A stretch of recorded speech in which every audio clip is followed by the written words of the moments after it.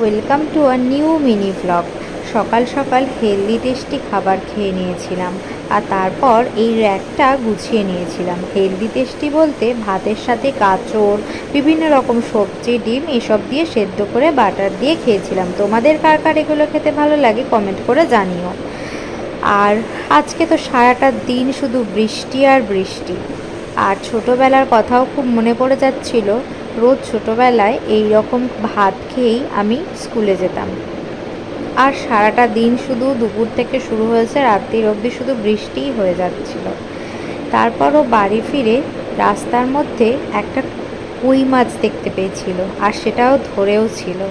সেটাই তোমাদের সাথে শেয়ার করলাম। তোমরা কেউ কি এরকম মাছ টাছ ধরেছো? আমি তো বাবা ধরিনি, আমার ভীষণ ভয় লাগে। আর রাত্রিরে ক্রেভিং হচ্ছিল কিছু একটা খাবো, বাইরের খাবার, তো সেটাই এনেছিল। ব্লগটা যদি ভালো লাগে তাহলে একটা সাবস্ক্রাইব করে দিও।